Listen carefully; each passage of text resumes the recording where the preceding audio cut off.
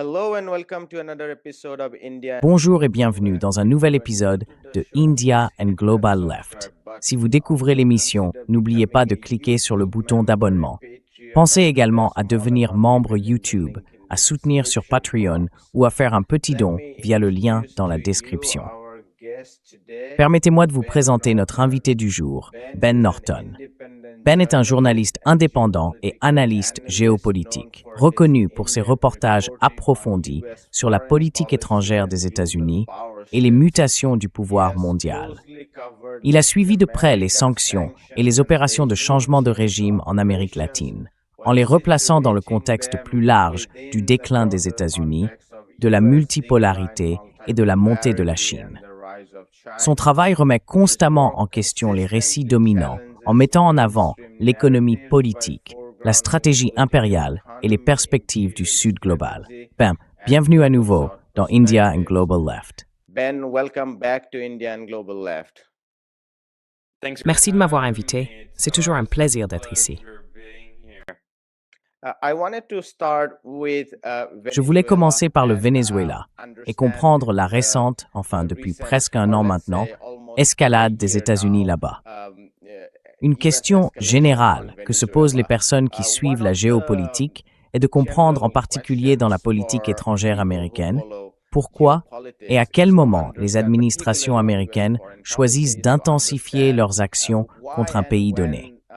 Ainsi, compte tenu de l'escalade récente contre le Venezuela, je voulais vous demander, en tant qu'étudiant de l'histoire et de la politique de l'Amérique latine, comment vous conceptualiseriez les raisons de cette escalade américaine contre le Venezuela, en particulier au cours des 10 derniers mois environ?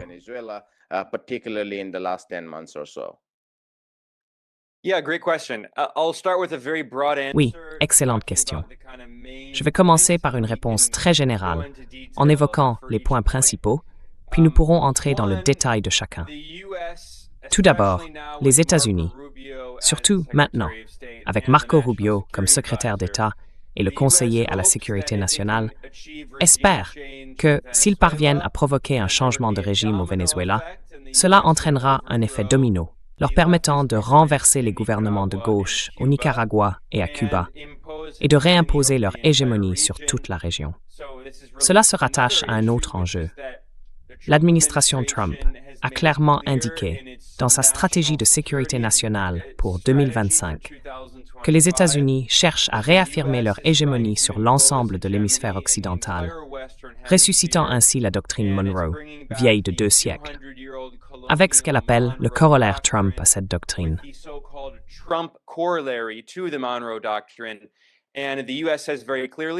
Et les États-Unis affirment très clairement qu'ils veulent couper les relations de la Chine avec la région. Ainsi, les États-Unis cherchent à éliminer tous les gouvernements indépendants qui s'y trouvent, en particulier ceux de gauche, surtout ceux proches de la Chine et dans une moindre mesure de la Russie et de l'Iran. Bien sûr, le Venezuela est étroitement allié à la Chine, à la Russie et à l'Iran.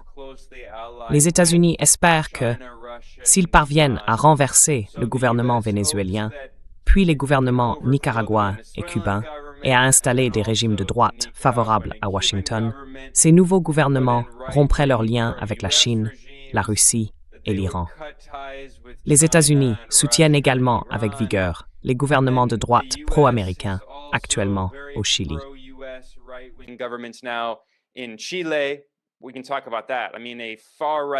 On peut en parler. Je veux dire, il y a un partisan d'extrême droite de Pinochet au Chili, et en Argentine, bien sûr, au Pérou et en Équateur. Je veux dire, dans la plupart des pays d'Amérique latine aujourd'hui, il y a des gouvernements de droite favorables aux États-Unis. Les 2 grandes cibles restantes des États-Unis sont le Brésil et la Colombie.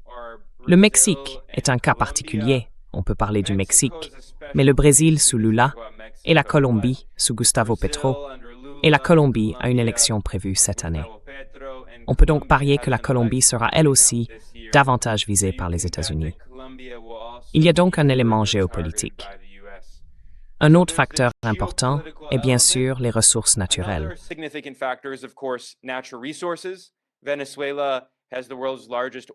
Le Venezuela possède les plus grandes réserves de pétrole au monde. et Trump a clairement indiqué qu'il voulait exploiter les ressources naturelles du pays. Les entreprises américaines, en particulier ExxonMobil, s'efforcent depuis longtemps d'obtenir l'accès au pétrole vénézuélien. Depuis 2007, lorsque l'ancien président révolutionnaire du Venezuela, Hugo Chavez, a entièrement nationalisé l'industrie pétrolière, il a expulsé les entreprises étrangères qui refusaient de laisser PDVSA, la société d'État, détenir une participation majoritaire dans tous les projets. Mais il ne s'agit pas seulement de pétrole. Trump est même allé jusqu'à dire que les États-Unis possèdent le pétrole du Venezuela. Il l'a affirmé très clairement.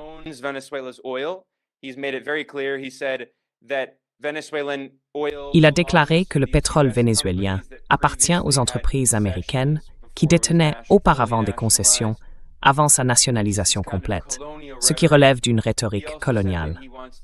Il a également affirmé vouloir prendre le contrôle des terres vénézuéliennes. Mais il existe aussi d'autres ressources, et cela renvoie à une autre question liée à la stratégie de sécurité nationale. Les États-Unis cherchent désespérément à créer une nouvelle chaîne d'approvisionnement alors qu'ils se préparent à un futur conflit avec la Chine. La Chambre des représentants dispose d'un comité sur la Chine particulièrement belliciste, et celui-ci a rédigé un rapport proposant des idées pour créer une nouvelle chaîne d'approvisionnement, car la Chine la domine, notamment pour les minéraux critiques.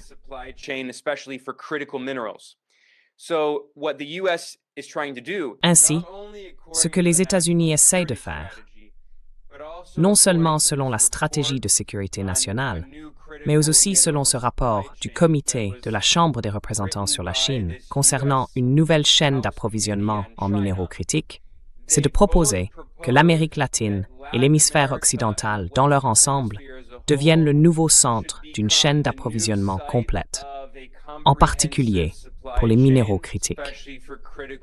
Le Venezuela possède de nombreuses réserves connues de minéraux critiques, y compris des terres rares.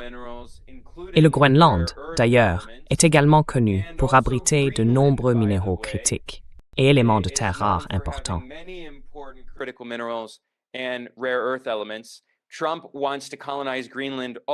Trump veut coloniser le Groenland pour ces raisons et pour y créer davantage de bases militaires, alors que le changement climatique fait fondre une partie de la glace arctique et facilite la navigation des navires dans la région. Ainsi, les États-Unis veulent militariser l'Arctique et empêcher la Chine et la Russie de l'utiliser non seulement pour le commerce, mais aussi à des fins militaires. Tous ces enjeux sont liés. Le Venezuela est en quelque sorte le Grand Prix. Et enfin, au-delà de tous ces facteurs que nous avons évoqués, il y a aussi le fait que le Venezuela est devenu un symbole politique majeur de la résistance à l'impérialisme américain.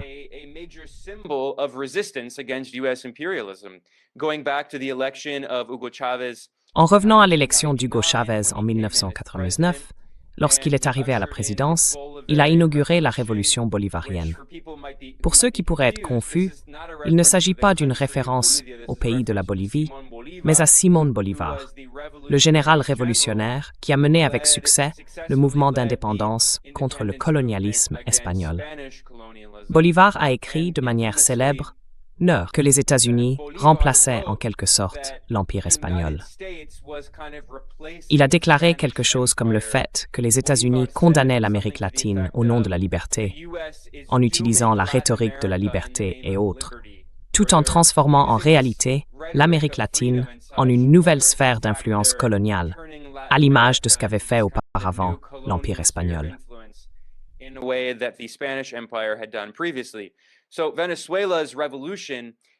Ainsi, la révolution du Venezuela a toujours été un symbole d'anti-impérialisme et de résistance contre l'hégémonie des États-Unis.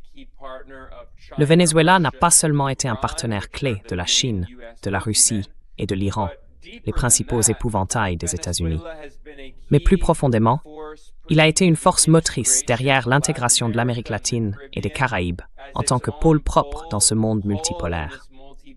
Par exemple, le Venezuela a été l'un des cofondateurs et a réellement œuvré pour la création de la CELAC, la communauté des États latino-américains et caribéens, qui a été établie comme une alternative à l'Organisation des États américains, l'OEA, dominée par les États-Unis et basée à Washington.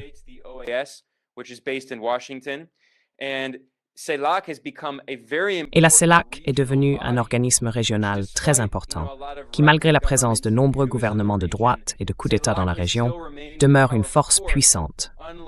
Contrairement à une autre organisation également cofondée par Chavez et Fidel Castro à Cuba, l'ALBA, l'Alliance bolivarienne pour les peuples de notre Amérique. Le nom complet inclut aussi le sigle TCP, qui signifie Traité de commerce des peuples, par opposition à un traité pour les entreprises. Ainsi, l'ALBA représentait une tentative très révolutionnaire de créer une alliance économique. La CELAC, elle, est une alliance politique des pays de la région pour traiter de leurs problèmes, un peu comme une UA, si l'on veut, une Union africaine. Ce n'est pas exactement la même chose, mais c'est comparable. Tandis que l'ALBA est une alliance économique, elle visait à approfondir le commerce régional en Amérique latine et à se dédollariser.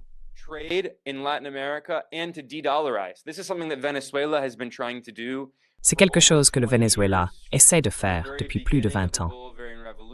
Dès le tout début de la révolution bolivarienne, le Venezuela a compris le pouvoir du pétrole comme un outil de développement pour le Sud global. Et cela remonte en réalité aux années 1970, lorsque le Sud global considérait le pétrole comme une arme potentiellement anti-impérialiste contre l'Occident dirigé par les États-Unis, qui dépendait alors encore fortement des importations de pétrole. La situation a beaucoup changé aujourd'hui, car les États-Unis sont désormais le premier producteur et exportateur mondial de pétrole et de gaz naturel, principalement grâce à l'essor du schiste et à la fracturation hydraulique.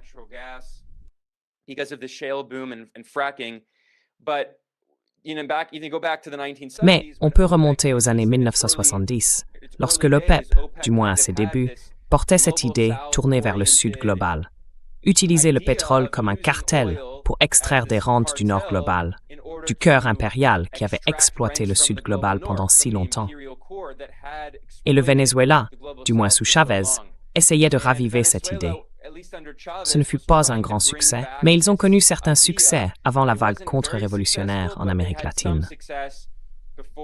L'ALBA fut également une tentative de créer une nouvelle monnaie latino-américaine. Ils en ont effectivement créé une, appelée le sucre. Elle n'a pas vraiment duré longtemps, mais l'Équateur en fut un grand soutien sous le président de gauche Rafael Correa, jusqu'à sa perte du pouvoir.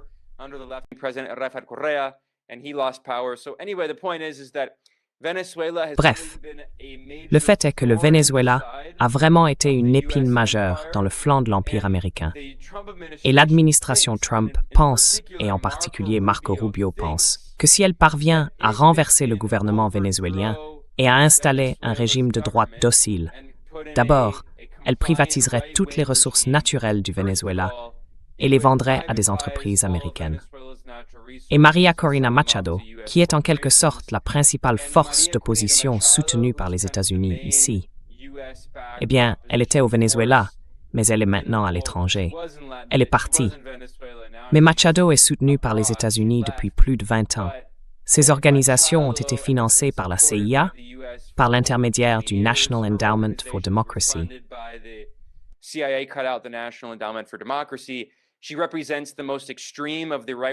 Elle représente l'aile la plus extrême des forces d'opposition de droite, et elle a déclaré très clairement qu'elle voulait procéder à une privatisation massive. Elle a affirmé, elle a promis, que cela représenterait environ 1,7 billion de dollars d'actifs à vendre. Beaucoup de gens se sont demandé de quels actifs il s'agissait exactement, d'où elle tirait ce chiffre, en somme. Mais elle a répété à plusieurs reprises qu'il s'agissait de 1,7 billion de dollars d'actifs, comprenant non seulement le pétrole, le gaz, l'or et d'autres minerais, mais aussi des terrains destinés à l'immobilier de luxe dans les zones touristiques et ce genre de choses. Elle veut tout privatiser. En somme, c'est une adepte d'Ayn Rand.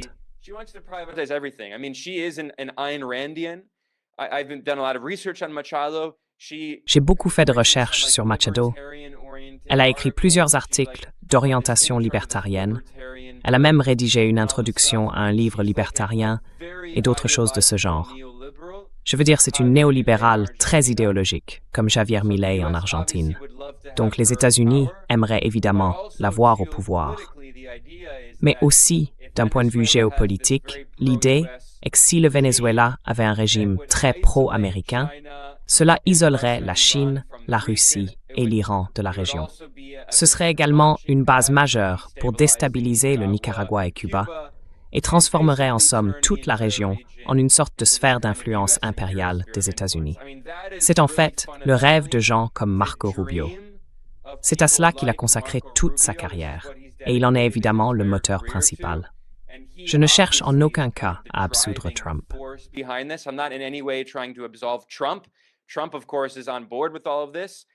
Trump, bien sûr, est tout à fait d'accord avec tout cela. Mais nous savons tous que Trump ne réfléchit pas beaucoup à la politique étrangère. Je veux dire, c'est aussi un criminel de guerre. Il tient ce discours absurde selon lequel il serait un président de la paix. Il a bombardé 10 pays pendant sa présidence. Et en fait, je ne cherche en aucun cas à absoudre Joe Biden, qui est lui aussi un horrible criminel de guerre. Mais Trump a en réalité bombardé plus de pays au cours de sa première année que Biden ne l'a fait pendant ses 4 années. Encore une fois, je n'absous pas Biden, mais l'idée que Trump serait une sorte de président de la paix est absurde. C'est ridicule. C'est un va-t-en-guerre et un impérialiste, surtout avec Marco Rubio, qui semble mener la charge. Pour Rubio, c'est une croisade idéologique, et il pense vraiment pouvoir y parvenir.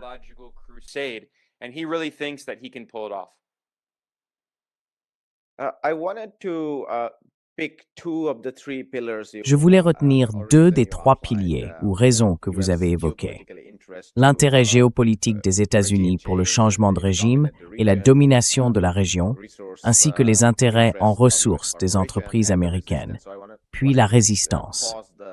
Je veux m'arrêter un instant sur la question de la résistance, car j'y reviendrai. Mais pourriez-vous nous dire ce que vous pensez de la relation entre l'approche politique et géopolitique à la Marco Rubio concernant le Venezuela et Cuba dans la région, et l'approche ainsi que les intérêts des entreprises américaines que vous avez mentionnées plus tôt, comme ExxonMobil et sa volonté d'exploiter plus librement les ressources au Venezuela?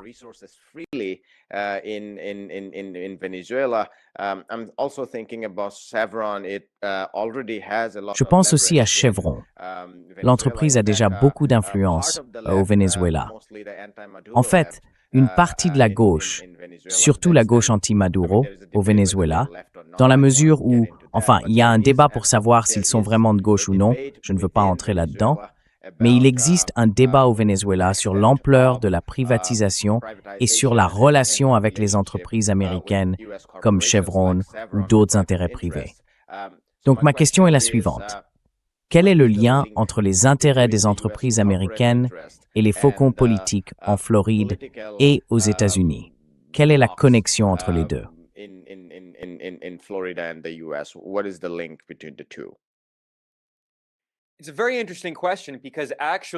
C'est une question très intéressante, car on pourrait penser que les faucons de Floride et de Miami seraient de mèche avec les compagnies pétrolières. Mais en réalité, certains d'entre eux ne veulent pas que ces compagnies opèrent au Venezuela, car ils souhaitent isoler davantage le pays et l'étrangler économiquement. Certains sont même furieux que Chevron soit autorisé à y travailler. Non, car ils y voient une concession des États-Unis qui offre au Venezuela un peu d'air, ce qui n'est d'ailleurs pas tout à fait faux. Ils veulent une asphyxie économique totale. Donc, laissez-moi expliquer. C'est un peu complexe, un peu nuancé.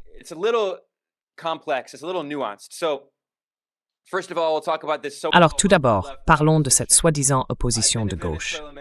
Je suis allé de nombreuses fois au Venezuela, je parle couramment espagnol, je connais beaucoup de gens là-bas. Cette soi-disant opposition de gauche est absolument minuscule, totalement insignifiante. Même en ligne, elle est pratiquement inexistante. Franchement, c'est une blague. Le simple fait qu'on lui accorde de l'attention est une blague. Personne dans le pays n'en parle réellement. Elle est sans importance. Maintenant, concernant les raisons pour lesquelles le gouvernement vénézuélien a fait certaines de ces concessions, c'est assez évident. On ne peut aller que jusqu'à un certain point idéologiquement, quand, premièrement, on est soumis à un blocus total, ce qui est le cas du Venezuela, sous blocus économique officiel depuis 2019, lorsque Trump a décrété un embargo économique contre le pays.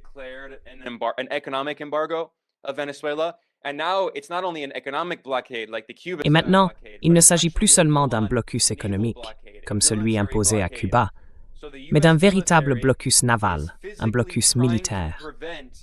L'armée américaine tente physiquement d'empêcher le Venezuela d'exporter son pétrole, à l'exception de Chevron. Nous reviendrons sur la question de Chevron. Le Venezuela est un État pétrolier depuis plus de 100 ans, bien avant la naissance d'Hugo Chavez. Cependant, pendant la plus grande partie de l'histoire du Venezuela, les revenus tirés du pétrole ont profité à une petite poignée d'élites vénézuéliennes et bien sûr, à des entreprises étrangères, principalement des sociétés américaines.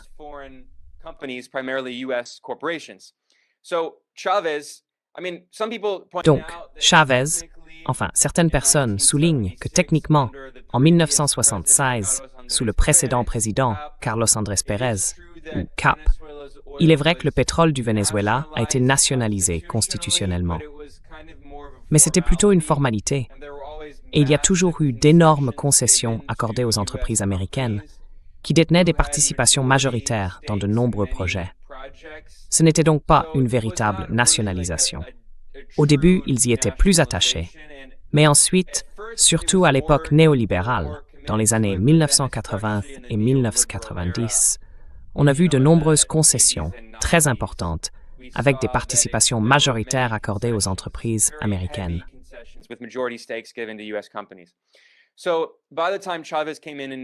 Ainsi, lorsque Chavez est arrivé au pouvoir en 1989, puis en 2006, lorsqu'il a entièrement nationalisé l'industrie, techniquement, il n'a pas expulsé toutes les entreprises. La politique était, c'était en pratique une expulsion. Mais techniquement, la nationalisation complète sous Chavez en 2006 stipulait que les entreprises étrangères seraient autorisées à opérer seulement si elles acceptaient une participation minoritaire, avec des marges bénéficiaires très faibles. Elles ne recevraient qu'une petite part des revenus pétroliers, et la société d'État, PDVSA, devait détenir la majorité dans tous les projets pétroliers. Cela signifiait que pratiquement toutes ces entreprises sont parties d'elles-mêmes, car ce n'était pas assez rentable pour elles. Pour en revenir à Maduro, le gouvernement américain a commencé à imposer des sanctions au Venezuela en 2015, sous Obama en réalité.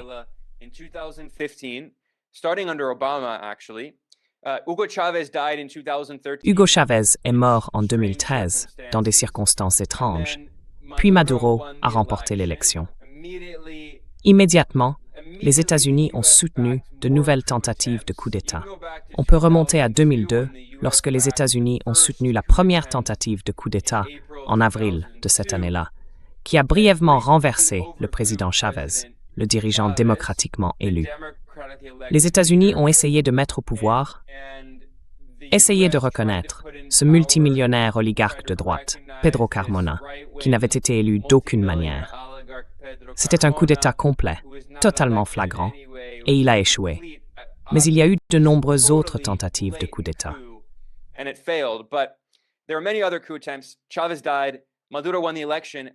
Chavez est mort, Maduro a remporté l'élection, puis l'opposant soutenu par les États-Unis, Enrique Capriles, a affirmé qu'il y avait eu fraude, et les États-Unis ont tenté de soutenir une tentative de coup d'État en 2014.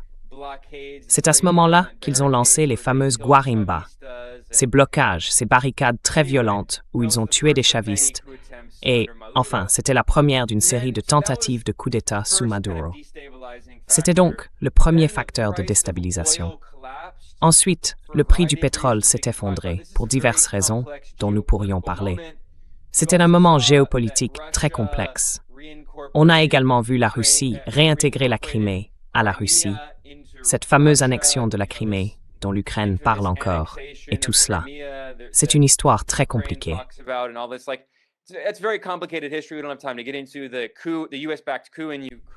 Nous n'avons pas le temps d'aborder le coup d'État en Ukraine soutenu par les États-Unis. Quoi qu'il en soit, les États-Unis ont réagi en imposant de très lourdes sanctions à la Russie.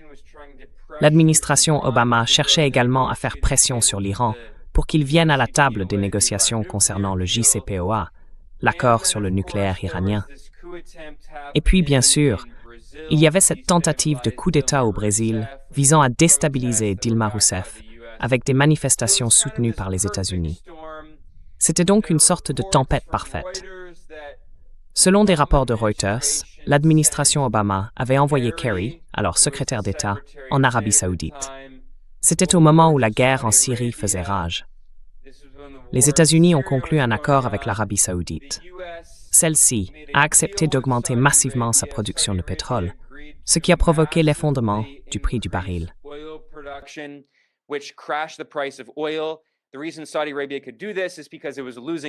La raison pour laquelle l'Arabie saoudite a pu faire cela, c'est qu'elle perdait de l'argent.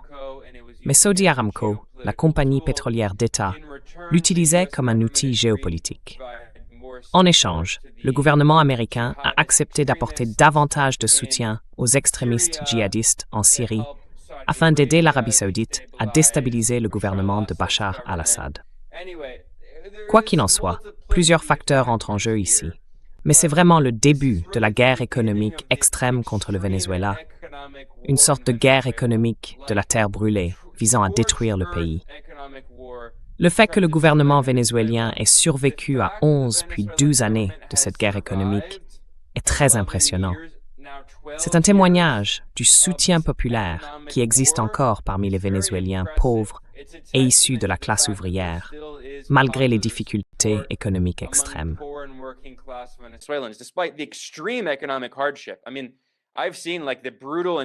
Je veux dire, j'ai vu une inflation brutale, la pire inflation que j'ai jamais vue de toute ma vie.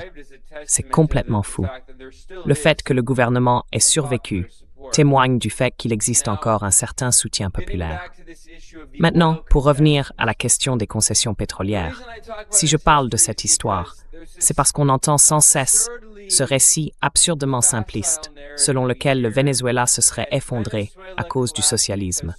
Bla bla bla. C'est totalement faux.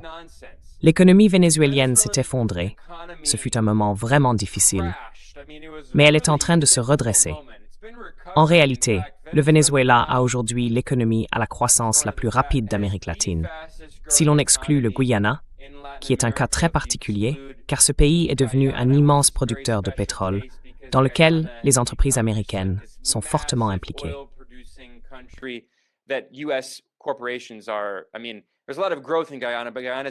Je veux dire, il y a beaucoup de croissance au Guyana, mais le pays ne profite pas vraiment de cette croissance, car il a conclu des accords très défavorables, où les compagnies pétrolières américaines s'enrichissent comme des bandits en exploitant le pétrole guyanais.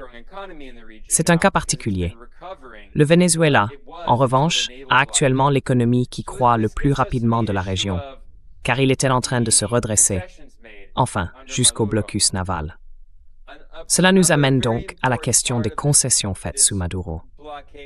Un autre aspect très important de ce blocus et de ces sanctions, c'est qu'ils ont empêché le Venezuela, d'abord, d'exporter du pétrole vers les États-Unis, qui, ironiquement, avait été le principal importateur de pétrole vénézuélien.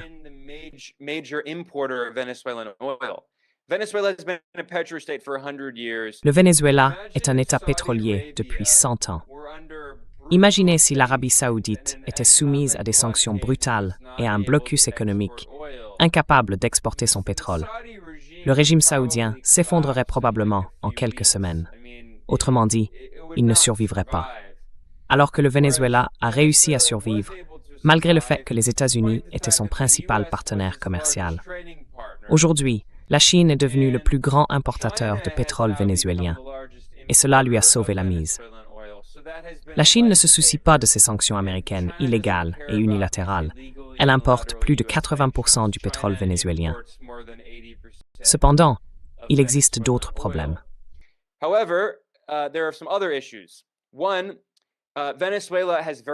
Premièrement, le Venezuela possède un pétrole brut très lourd, qui doit donc être raffiné. La principale société de raffinage du Venezuela s'appelle Citgo, et sa branche de raffinage était basée aux États-Unis, ce qui, avec le recul, peut sembler une idée folle. Mais à l'époque, il n'aurait jamais imaginé que les États-Unis iraient jusqu'à de tels extrêmes de piraterie. Saisissant, littéralement, une entreprise valant plusieurs milliards de dollars appartenant à un gouvernement étranger. Pourtant, c'est ce que les États-Unis ont fait. En 2019, lors de la tentative de coup d'État de Trump, les États-Unis ont saisi Citgo, la principale société pétrolière d'État et l'actif étranger le plus important appartenant au Venezuela.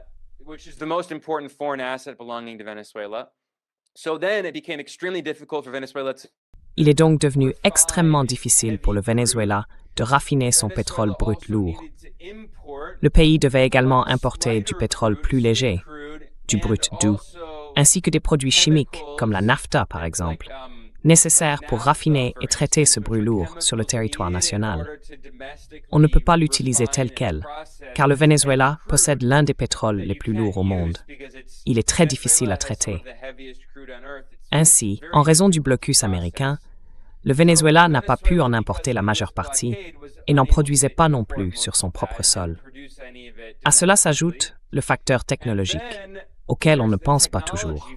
Certes, le Venezuela a nationalisé son industrie pétrolière, mais il ne dispose pas d'entreprises d'ingénierie capables de créer les infrastructures nécessaires à l'extraction pétrolière.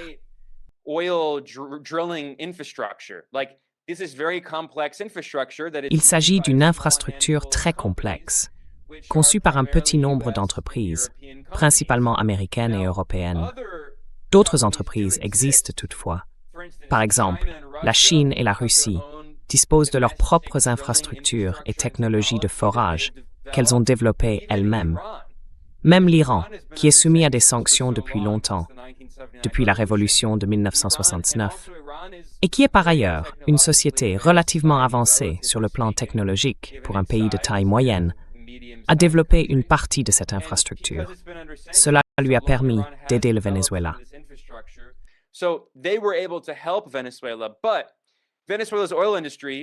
Mais l'industrie pétrolière du Venezuela s'est construite au cours des 100 dernières années en utilisant exclusivement des technologies américaines et européennes.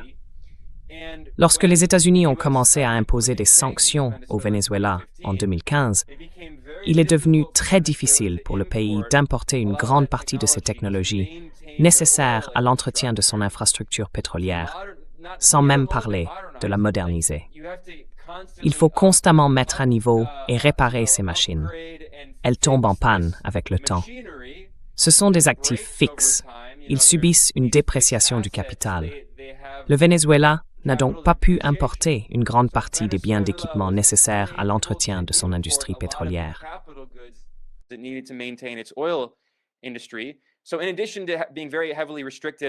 Ainsi, en plus d'être très fortement restreinte à l'exportation, nous avons constaté que l'infrastructure pétrolière était véritablement en crise et que la production de pétrole s'était effondrée à moins d'1 million de barils par jour, alors qu'elle était auparavant plus du double avant le blocus américain de 2019. Elle diminuait régulièrement. Mais elle s'est particulièrement effondrée lors de la tentative de coup d'État de Trump en 2019. Il y a eu un certain soutien de la Chine, de la Russie et de l'Iran, surtout de l'Iran d'ailleurs, qui, en termes d'ampleur, a probablement apporté le plus d'aide. Les ingénieurs iraniens, en particulier, contribuaient à moderniser et à développer l'industrie pétrolière.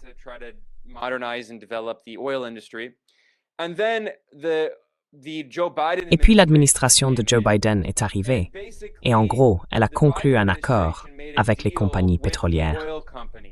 La raison pour laquelle j'ai évoqué tout cet historique, c'est qu'il faut comprendre la situation dans laquelle se trouve le Venezuela et à quel point il a été désespéré sur le plan économique à cause de ce blocus américain brutal. Donc, Biden est arrivé et son administration n'était pas aussi farouchement engagée dans le changement de régime au Venezuela, car les faucons de Miami, ce sont tous des républicains à présent. Vous savez, la Floride était historiquement connue comme un État violet, mais maintenant, c'est complètement un État rouge, pas un État de gauche.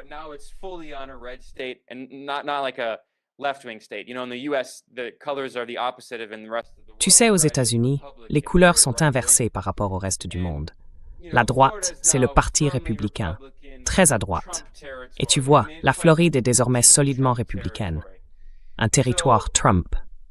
Je veux dire, c'est vraiment un bastion de Trump. Donc, l'administration Biden avait aussi quelqu'un qui lui soufflait à l'oreille, le lobby pétrolier, surtout Chevron. Et il disait, « Écoutez, nous voulons simplement conclure un accord avec le Venezuela pour pouvoir tirer profit d'une partie de ce pétrole vénézuélien. » C'était donc un peu réciproque. C'était mutuellement avantageux pour les États-Unis et le Venezuela de conclure cet accord dans lequel Biden a fait quelques exceptions. Il n'a pas du tout levé les sanctions contre le Venezuela.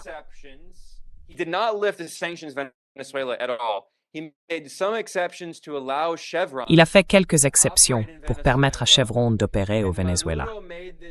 Et Maduro a fait ce calcul stratégique, selon lequel, puisque l'infrastructure pétrolière du Venezuela dépendait encore fortement des États-Unis et des importations de technologie, le pays ne pouvait pas simplement créer du jour au lendemain sa propre entreprise nationale de forage pétrolier. Très peu de pays en sont capables. Il faut des ingénieurs très qualifiés, avec des salaires élevés. Et nous savons tous que le Sud global souffre énormément de la fuite des cerveaux, surtout lorsqu'on est sous blocus, confronté à une crise économique, et qu'on perd la moitié de ses ingénieurs partis dans d'autres pays, ce dont le Venezuela a souffert.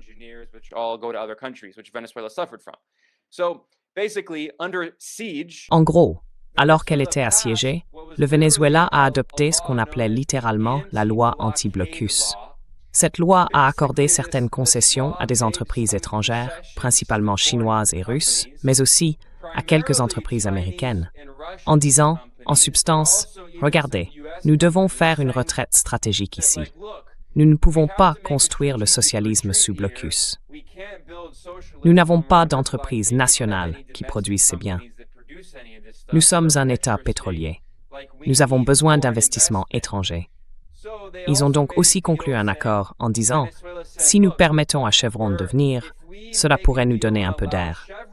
Les États-Unis lèveront certaines sanctions et il sera peut-être plus facile pour nous d'importer certains de ces produits. »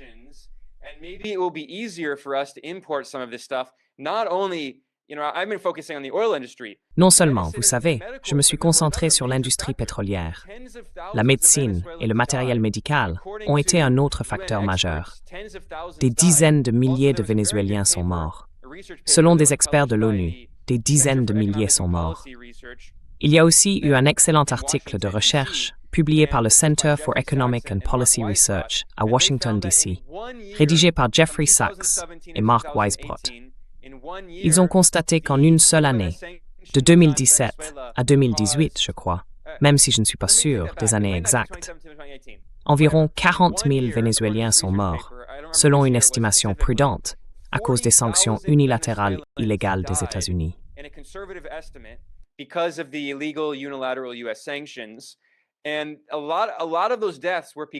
Beaucoup de ces décès sont survenus parce que le Venezuela ne pouvait pas importer de médicaments et d'équipements médicaux essentiels. J'ai été dans des hôpitaux vénézuéliens à plusieurs reprises lors de mes reportages et je l'ai vu de mes propres yeux. J'ai parlé à des médecins de la grave pénurie de nombreux médicaments et fournitures, ce qui a entraîné de nombreux décès. En gros, le gouvernement vénézuélien s'est retrouvé dans une situation où il a dit « Nous devons effectuer une retraite stratégique et cela pourrait être une occasion pour les États-Unis d'alléger légèrement l'étreinte étouffante qu'ils exercent sur notre économie en autorisant ces concessions. » Mais ce n'est pas comme si le Venezuela privatisait son industrie pétrolière.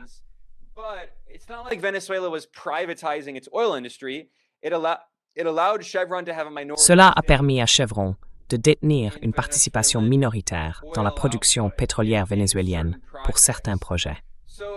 Donc, encore une fois, c'est un repli stratégique. Cette critique d'ultra-gauche du Venezuela, disant « Comment ose-t-il permettre à une entreprise étrangère d'opérer ?»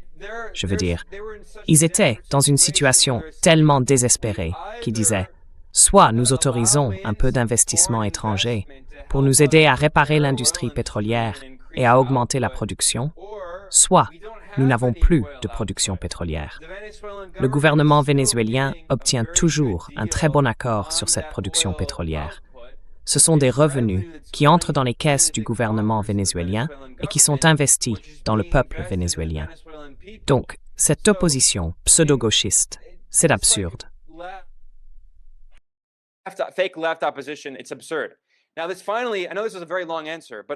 Maintenant, enfin, je sais que c'est une réponse très longue, mais je voulais donner ce contexte pour comprendre comment nous en sommes arrivés à cette situation et pourquoi il était tout à fait raisonnable pour le gouvernement vénézuélien de prendre cette décision en vertu de la loi anti-blocus. Parce qu'on peut parler de socialisme et de tout cela toute la journée. Mais si vous êtes un pays du Sud global qui n'a pratiquement aucune industrie manufacturière nationale, vous dépendez entièrement de l'exportation de matières premières. Je décris de nombreux pays du Sud global. Ils ne sont pas tous des États pétroliers. Beaucoup de pays du Sud global exportent des minéraux et des minerais non transformés, et ils exportent des produits agricoles avec très peu de valeur ajoutée dans le processus de fabrication. C'est la situation dans la plupart des pays de la périphérie. C'est toute l'idée de ce que signifie faire partie de la périphérie du système capitaliste mondial.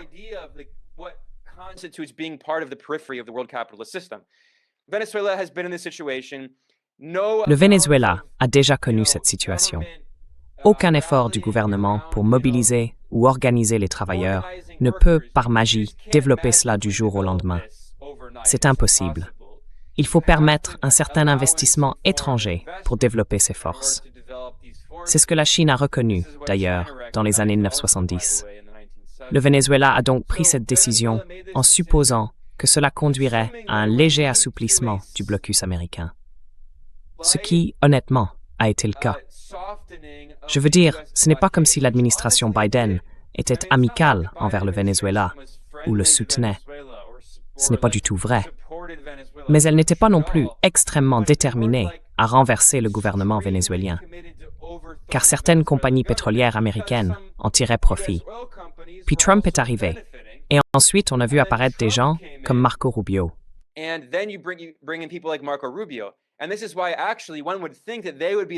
Et c'est pour cela, en fait, qu'on pourrait penser qu'ils seraient les plus favorables à ces entreprises. Mais les partisans de Marco Rubio à Miami ont vu cela comme une concession faite à Maduro, qui aidait le Venezuela. C'est pourquoi ils se sont opposés à beaucoup de ces concessions, parce qu'ils ne veulent pas que des entreprises américaines opèrent actuellement au Venezuela. Ils veulent prendre le contrôle. Ils veulent tout. Leur stratégie, au lieu d'avoir quelques miettes, ou peut-être que quelques miettes, quelque part du gâteau, c'est d'avoir le gâteau entier.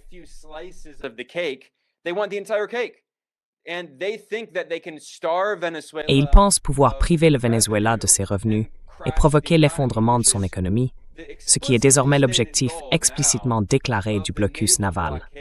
Reuters a rapporté, en citant des responsables de l'administration Trump, que pendant quelques mois, il prévoit de maintenir ce blocus afin de faire s'effondrer l'économie vénézuélienne.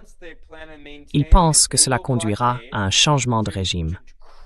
Et vous savez, il bombarde le Venezuela. Il y a maintenant des rapports indiquant que la CIA y mène des frappes de drones.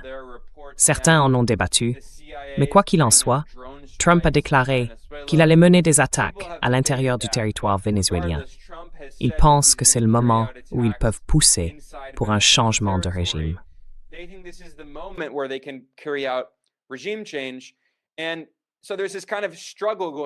Et donc, il y a une sorte de lutte en cours, n'est-ce pas?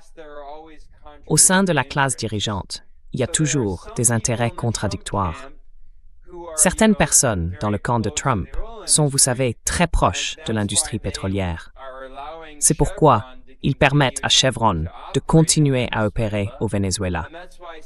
Et c'est aussi pourquoi certaines personnes comme Grenell, qui était l'envoyé de Trump chargé de négocier avec le Venezuela, cherchaient à obtenir des concessions plus importantes. Parce que, comme je l'ai mentionné, la concession de Chevron restait une participation minoritaire. Ce n'est pas une grande part. Grenell, l'envoyé de Trump, essayait d'obtenir des concessions beaucoup plus importantes au Venezuela afin que les entreprises américaines puissent tirer des profits bien plus élevés de l'exploitation du pétrole vénézuélien.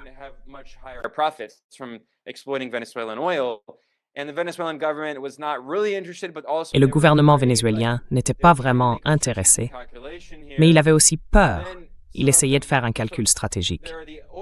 Et puis bien sûr, il y a les acteurs du secteur pétrolier.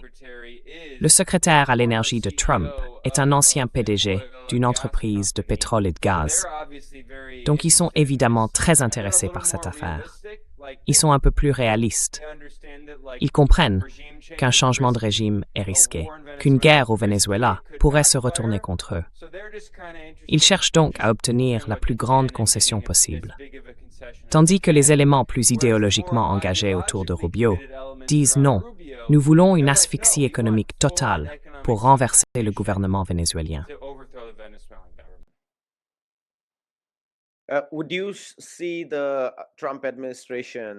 Considériez-vous l'administration Trump comme un grand tournant, du point de vue vénézuélien, un grand tournant dans la politique étrangère des États-Unis?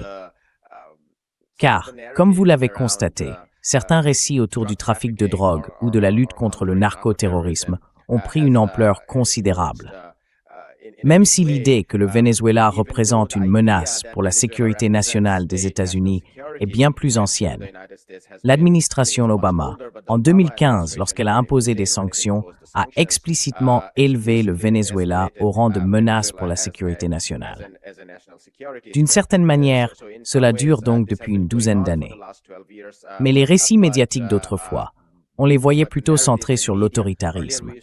Maduro interdisant des partis politiques, ne tenant pas d'élections locales, gérant mal l'économie, provoquant une crise humanitaire et migratoire, etc. C'était, je veux dire, les tendances dominantes. Aujourd'hui, cela semble s'être déplacé davantage vers la démocratie et le trafic de drogue. Est-ce un changement ou n'en est-ce pas un?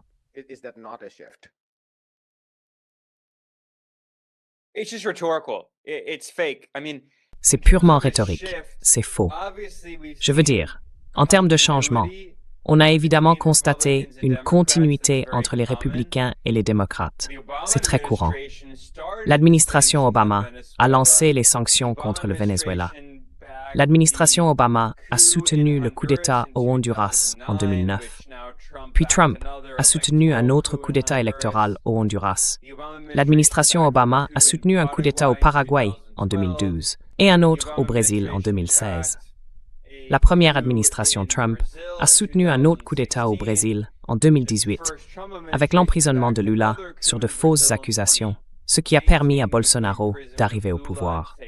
Il y a donc évidemment une continuité.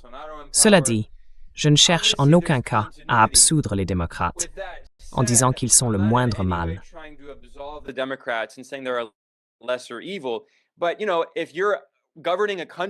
Mais vous savez, quand on gouverne un pays, on ne peut pas. C'est une chose d'être des intellectuels et d'essayer d'analyser la situation sur le plan idéologique. Mais si l'on est le dirigeant d'un pays, si l'on est ministre des Affaires étrangères, il faut penser en termes de réelle politique. Il faut raisonner en termes d'équilibre relatif. Et pour l'Amérique latine, malgré les nombreuses critiques des démocrates, les gouvernements de gauche ont, dans l'ensemble, considéré les républicains comme bien plus agressifs et bien plus interventionnistes. Je ne dis pas qu'ils étaient pro-Biden ou pro-Obama. Ils reconnaissaient aussi qu'ils avaient leurs propres arrière-pensées.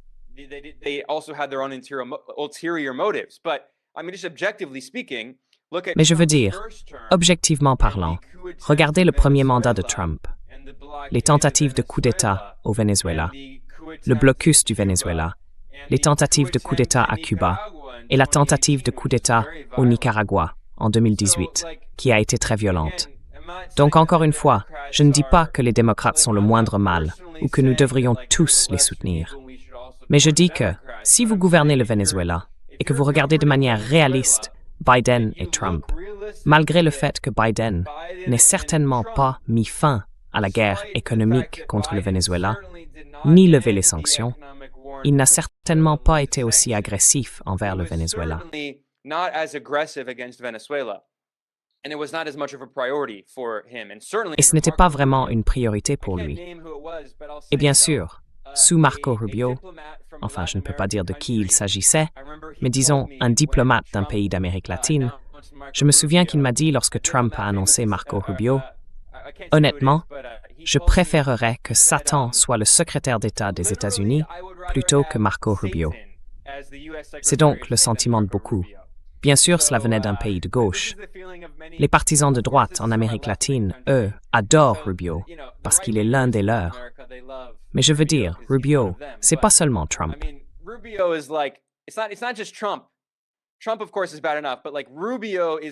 Trump, bien sûr, est déjà assez mauvais. Mais Rubio est vraiment le roi de ce qu'on appelle les gusanos, les forces d'extrême droite, dont beaucoup étaient des élites fortunées et, honnêtement, des propriétaires d'esclaves venus de Cuba en Floride après la révolution cubaine. En réalité, beaucoup d'entre eux étaient partis avant la révolution cubaine, qui a triomphé le 1er janvier 1959. D'ailleurs, Rubio a menti pendant la majeure partie de sa carrière en affirmant que ses parents étaient des soi-disant réfugiés du communisme, ce qu'ils n'étaient pas. Ils ne fuyaient pas le communisme. C'étaient des migrants qui avaient quitté Cuba volontairement avant la révolution.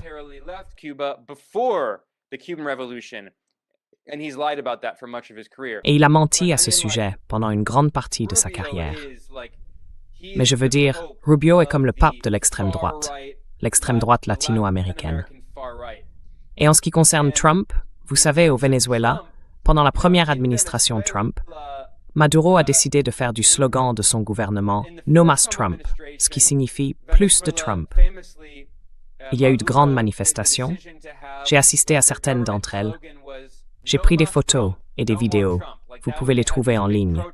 Tous avaient des pancartes disant « plus de Trump ». C'était un élément important. Ils essayaient de rejoindre cette résistance anti-Trump. Et puis, quand Trump a remporté le second mandat, au début, certaines personnes au Venezuela pensaient qu'il serait possible de négocier avec lui, n'est-ce pas?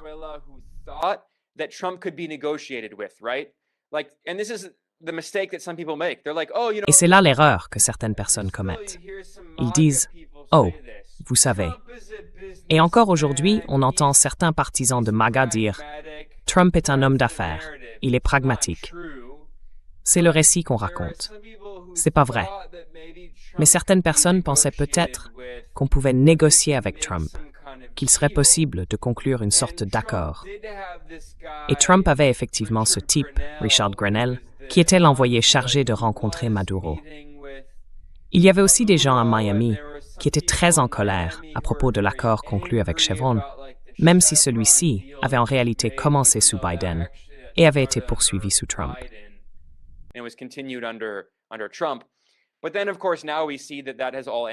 Mais ensuite, bien sûr, nous voyons maintenant que tout cela a pris fin. Donc, vous savez, Trump affirme qu'il va négocier, mais au bout du compte, il ne négocie qu'avec des pays qui ont réellement plus de levier sur les États-Unis, comme la Chine. La raison pour laquelle Trump a été forcé de venir à la table des négociations était d'abord les restrictions à l'exportation de terres rares imposées par la Chine, qui constituaient l'atout majeur de Pékin et ont vraiment nui aux entreprises américaines, en particulier aux complexes militaro-industriels, puisqu'elles ne peuvent rien produire sans les terres rares chinoises.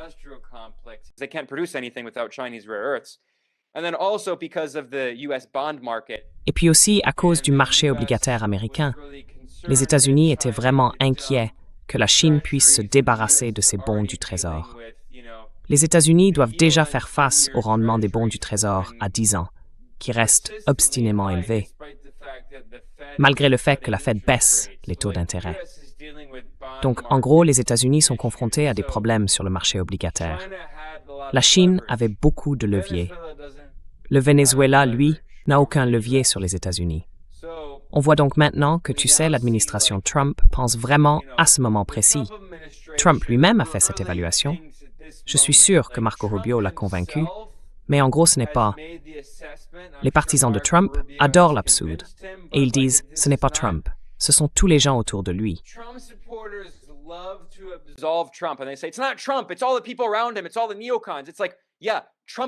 C'est tous les néoconservateurs. C'est comme, oui, Trump les a nommés. Lors de son premier mandat, on disait que l'État profond avait forcé Trump à s'entourer de tous ces néoconservateurs. Comme tu sais, Mike Pompeo, le directeur de la CIA devenu secrétaire d'État, et le pire de tous, John Bolton, qui était le conseiller à la sécurité nationale de Trump. Et tous les apologistes de Trump disaient qu'il avait été contraint de le faire par l'État profond.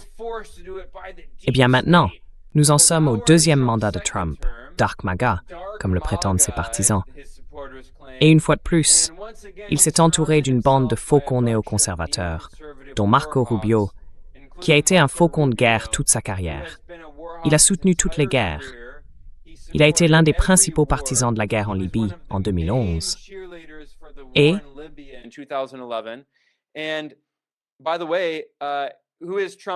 au fait, qui est le secrétaire à la guerre de Trump, celui qui a rebaptisé le Pentagone en département de la guerre? Pete Hegseth, un néoconservateur déchaîné, écumant de rage, un véritable maniaque qui pousse à la guerre. Ce sont ces gens dont Trump s'est volontairement entouré. Donc franchement, ces partisans de MAGA sont tellement naïfs et, pour être honnête, tellement stupides de croire à la rhétorique pacifiste de Trump, alors que Trump, encore une fois, a bombardé 10 pays. Je n'absous pas Trump, mais vraiment Marco Rubio, c'est comme le glas. Dans la gauche latino-américaine, franchement, si Rubio m'entendait dire ça, il en serait ravi. Il le partagerait avec tous ses amis. Mais ils ont vraiment peur de Rubio. Et ils ont raison d'avoir peur. Car pour Rubio, il ne s'agit pas seulement des intérêts économiques des entreprises américaines.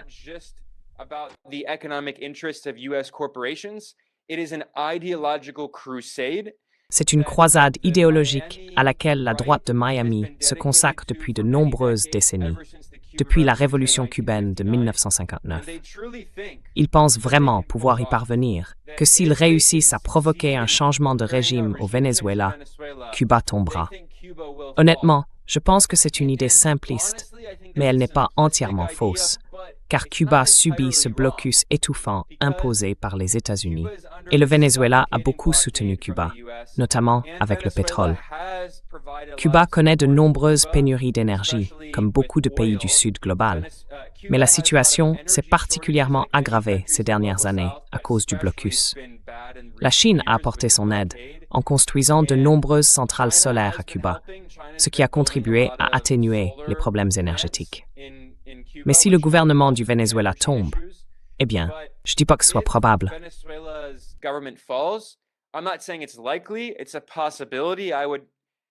C'est une possibilité. Je veux dire, je ne pense pas que ce soit une possibilité très probable, mais c'est certainement possible. Si ce n'est pas probable, cela pourrait être très dangereux pour Cuba. Et ils ont fait cette évaluation selon laquelle, tout d'abord, Rubio veut devenir président. Nous savons qu'il s'est déjà présenté à la présidence, et il pense aussi que s'il parvient à renverser Cuba, puis, bien sûr, il s'en prendrait aussi au Nicaragua, s'il y parvient, il estime que cela lui garantirait d'être le prochain président. Donc encore une fois, en plus de tous les éléments géopolitiques, en plus des intérêts des entreprises américaines, il y a aussi les intérêts politiques de ce groupe de Miami, de Marco Rubio, et ses propres ambitions politiques personnelles qu'on ne peut pas non plus minimiser.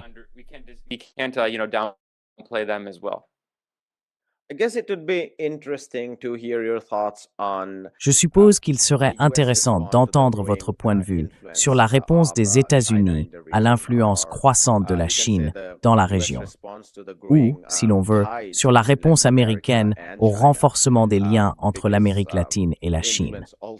Car le mot « influence » suppose aussi que cette relation en plein essor reproduit en quelque sorte les dynamiques de la guerre froide, qui reposait alors sur une alliance politique beaucoup plus directe, avec une division nette entre l'URSS et les États-Unis.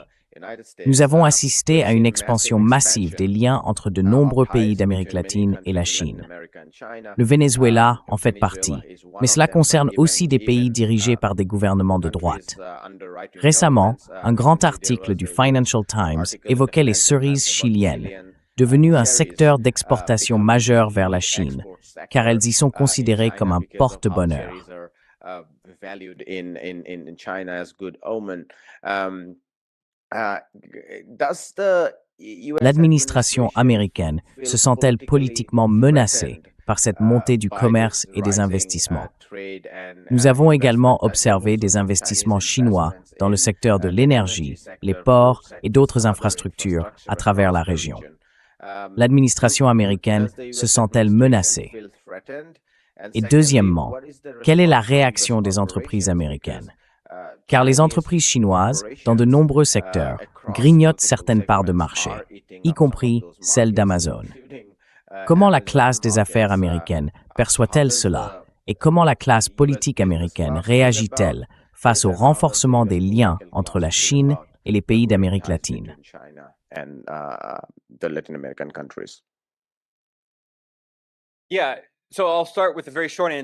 Oui, donc je vais commencer par une réponse très brève. Les États-Unis se sentent-ils menacés? Absolument. Cela a été clairement établi, notamment par la stratégie de sécurité nationale publiée sous l'administration Trump. Ils l'expriment sans ambiguïté.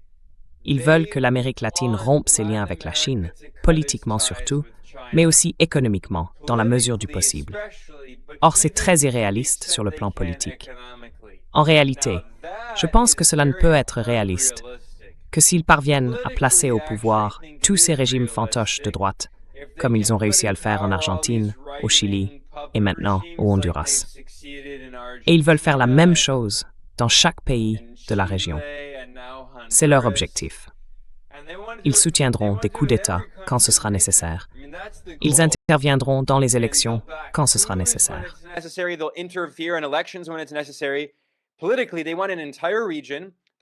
Politiquement, ils veulent une région entière qui soit pro-américaine. Mais sur le plan économique, c'est beaucoup plus compliqué. Le Brésil est un exemple intéressant, n'est-ce pas? La Chine est le plus grand partenaire commercial de l'Amérique du Sud. Point final. Le numéro 1. Eh bien, en dehors de la région, si l'on ne compte pas, disons, les échanges entre l'Argentine et le Brésil, en regardant les partenaires commerciaux extérieurs, la Chine est le numéro 1, et sa part a énormément augmenté au fil du temps. Pour toute l'Amérique latine, si l'on exclut le Mexique, la Chine est le plus grand partenaire commercial. Évidemment, le Mexique est un cas particulier. Je l'ai mentionné plus tôt.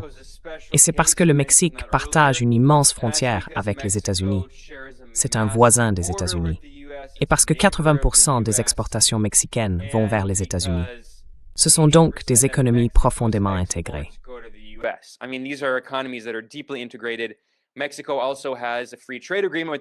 Le Mexique a également un accord de libre-échange avec les États-Unis, auparavant connu sous le nom d'ALENA.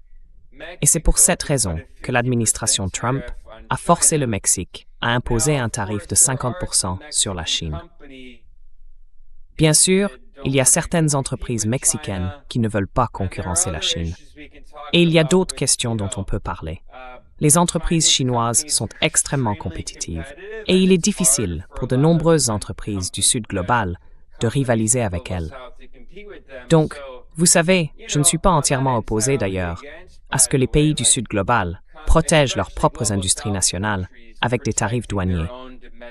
Mais dans le cas du Mexique, ces tarifs n'auraient pas été de 50%. La raison pour laquelle ils ont imposé des tarifs de 50% à la Chine, c'est parce que l'administration Trump le leur a demandé. Et bien sûr, les industriels mexicains ont apprécié cela.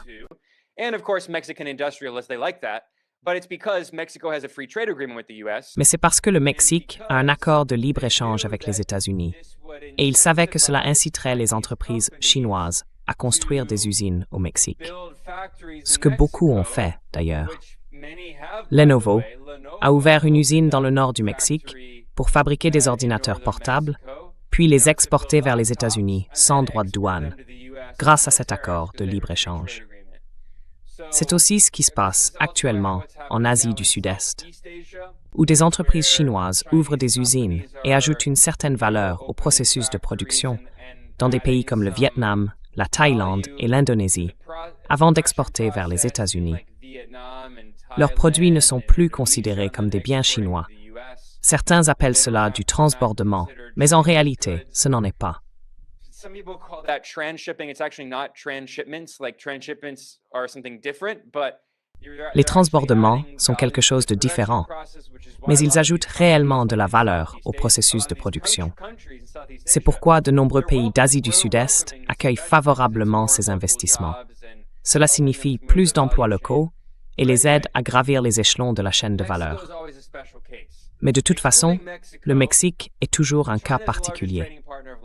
En excluant le Mexique, la Chine est le plus grand partenaire commercial de l'Amérique latine. Cependant, ce qui est intéressant, c'est que les États-Unis et l'Amérique latine sont des concurrents en matière de commerce.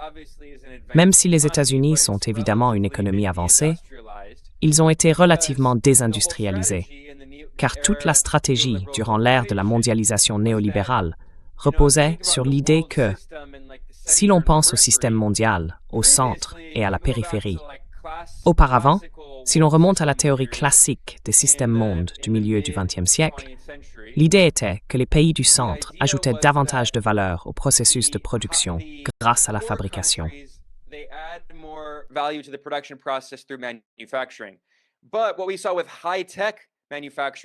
Ce que nous avons observé avec la fabrication de haute technologie et la mondialisation des chaînes d'approvisionnement, c'est que la production n'est plus au centre de la chaîne de valeur. Elle n'est plus au sommet comme auparavant. Le sommet de la chaîne de valeur, c'est la conception, ce sont les services à forte valeur ajoutée liés à la propriété intellectuelle, à la conception de la technologie, qui est ensuite produite dans la semi-périphérie, dans des pays comme la Chine. Et maintenant, cette chaîne d'approvisionnement se déplace vers d'autres pays, l'Asie du Sud-Est, voire l'Inde dans une certaine mesure. Ainsi, la chaîne d'approvisionnement est devenue plus diversifiée, plus vaste, plus longue et plus complexe. Les États-Unis se sont spécialisés dans les monopoles de très haut niveau, où la concurrence est très limitée.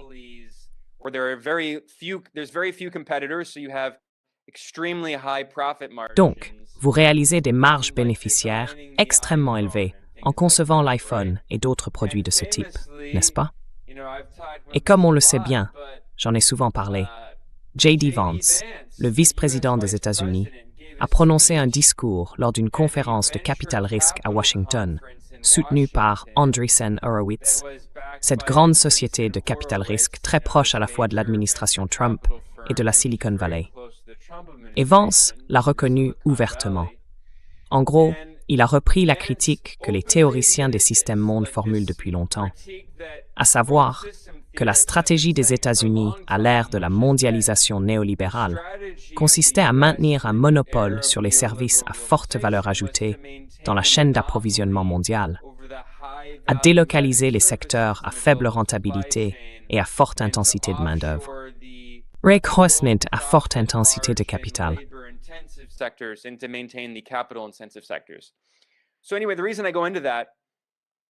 Bref, si j'en parle, c'est parce que lorsqu'on observe l'économie américaine, dans le secteur haut de gamme, la Chine est évidemment un concurrent, mais les États-Unis aussi présentent, c'est amusant, des caractéristiques un peu similaires à celles de l'Amérique latine, même si cela représente une part beaucoup plus faible du PIB. Par exemple, dans la plupart des pays du Sud global, les exportations de matières premières constituent une part énorme de l'économie. Aux États-Unis, l'industrie pétrolière n'est pas un secteur majeur de l'économie, mais elle reste un domaine important et influent. Et aujourd'hui, les États-Unis sont le premier producteur mondial de pétrole et de gaz naturel.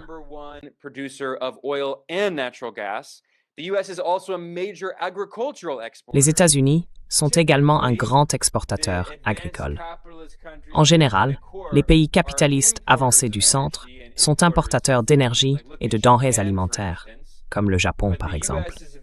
Mais les États-Unis sont un pays très particulier dans le système mondial, et c'est aussi un pays immense en termes de superficie. Ils sont donc à la fois un grand exportateur agricole et un grand exportateur d'énergie, ce qui en fait un concurrent de l'Amérique latine. C'est pourquoi la situation est plus complexe. L'administration Trump souhaiterait contraindre tous ces pays d'Amérique latine à rompre leurs liens avec la Chine.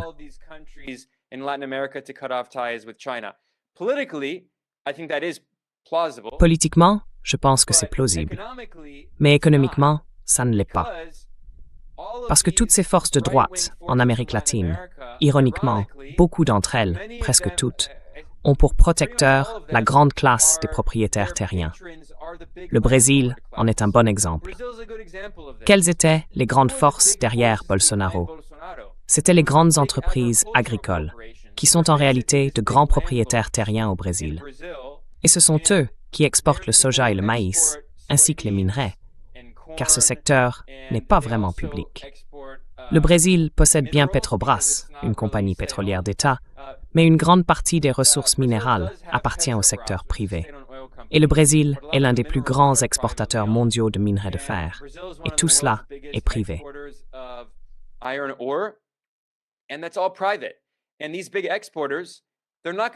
Et ces grands exportateurs, ils ne vont pas exporter du soja et du maïs vers les États-Unis, qui sont l'un des plus grands producteurs mondiaux de soja et de maïs.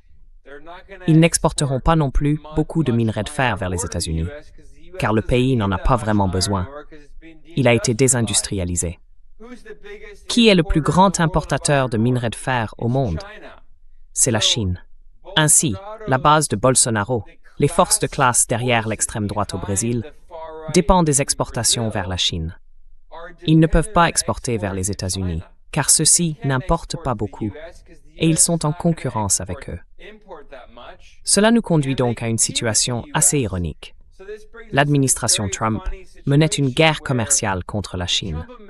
À un moment donné, l'administration Trump avait imposé des droits de douane de 145% sur la Chine.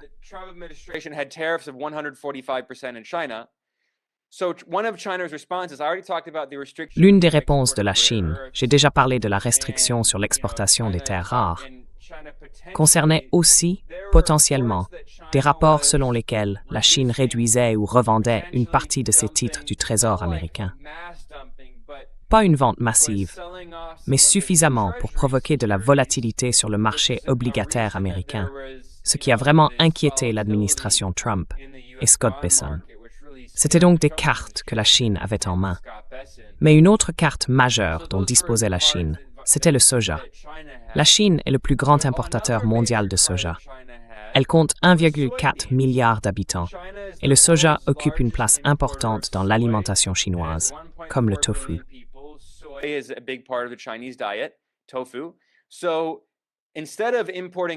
Ainsi, au lieu d'importer du soja auprès des agriculteurs américains, le Venezuela, non, pas le Venezuela, la Chine importait ce soja du Brésil et de l'Argentine.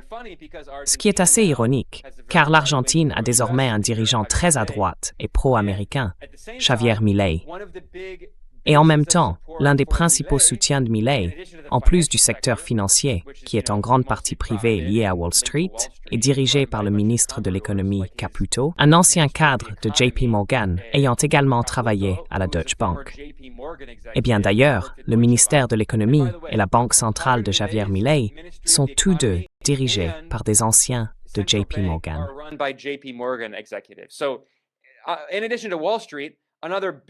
En plus de Wall Street, un autre grand bastion politique de soutien à Milei est constitué des grands propriétaires terriens en Argentine, qui sont tous très à droite et farouchement opposés aux péronistes de gauche, en particulier aux kirchneristes.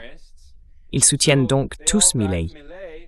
Mais ils dépendent aussi de l'exportation de leur soja, de leur maïs, d'autres produits agricoles et du bœuf, puisque le Brésil et l'Argentine sont de grands producteurs de viande bovine. Ils sont également en concurrence avec les États-Unis, qui sont un autre producteur de bœuf, et ils exportent vers le marché chinois. Ainsi, les forces de classe, les capitalistes qui soutiennent les secteurs étrangers et latino-américains, dépendent des exportations vers la Chine.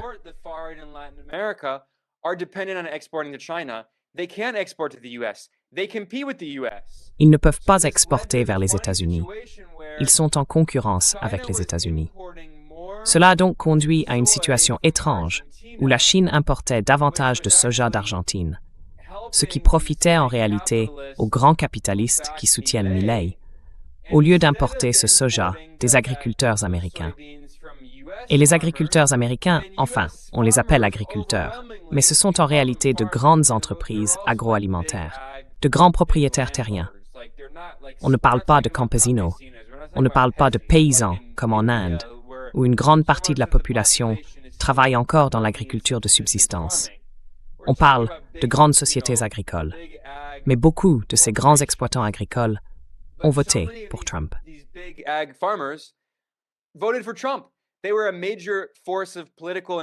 Ils constituaient une source majeure de soutien politique et économique pour Trump. Ensuite, l'administration Trump parlait de dépenser des milliards de dollars pour renflouer les producteurs américains de soja, car ils ne pouvaient plus vendre leur soja à la Chine. C'est évidemment une situation géoéconomique très complexe, n'est-ce pas?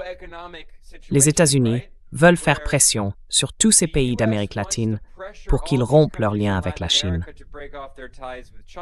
Politiquement, ils ont réussi avec les régimes de droite, mais économiquement, c'est l'inverse qui se produit. Ironiquement, sous Bolsonaro, on a vu qu'il ne se souciait absolument pas de l'industrie manufacturière.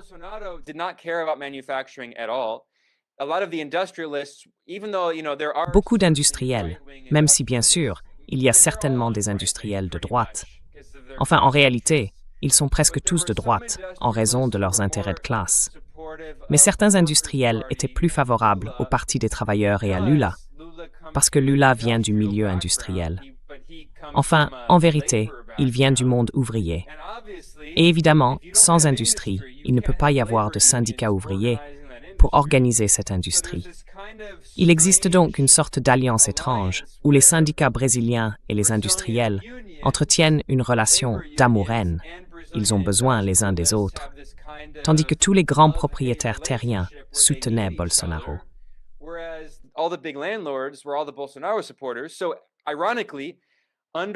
Ainsi, ironiquement, sous Bolsonaro, le commerce avec la Chine a considérablement augmenté et l'économie brésilienne s'est désindustrialisée sous ses politiques néolibérales, car il a mis fin à toute politique industrielle.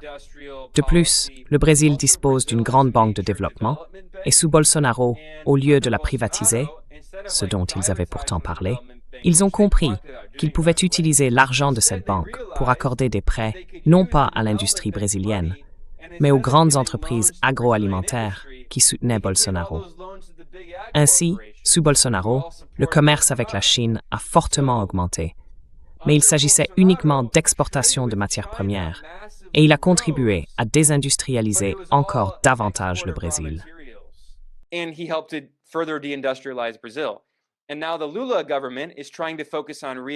maintenant, le gouvernement Lula essaye de se concentrer sur la réindustrialisation, mais c'est évidemment très difficile. Nous sommes dans une situation géoéconomique complexe.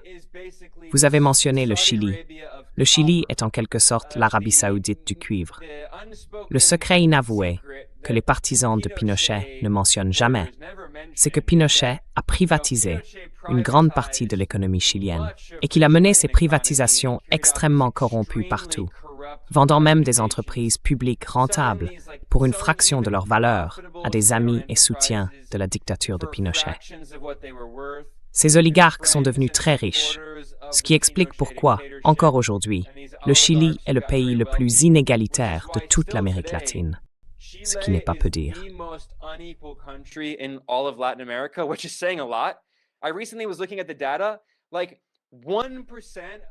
J'ai récemment consulté des données. Quelque chose comme 1% de l'économie chilienne détiendrait 49% de la richesse. Ne me citez pas là-dessus, mais c'est presque 50%. Je me souviens, je crois que c'est 49%. Donc, 1% de la population du Chili détient environ la moitié de la richesse du pays. Ces grands oligarques, beaucoup d'entre eux remontent aux privatisations de l'époque Pinochet. C'est similaire à ce qui s'est passé lorsque l'ex-Union soviétique a procédé à ces privatisations massives. Ces grands oligarques ont racheté les actifs pour une bouchée de pain. Quoi qu'il en soit, ce que je veux dire, c'est que, malgré tout cela, sous Pinochet, il n'a jamais complètement privatisé l'industrie du cuivre, ni l'entreprise publique du cuivre, parce qu'il avait compris qu'il pouvait financer sa dictature grâce aux revenus tirés de l'exportation du cuivre.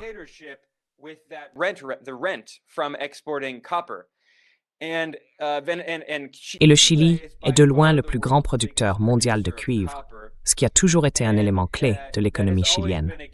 Alors, qui est le plus grand importateur mondial de cuivre?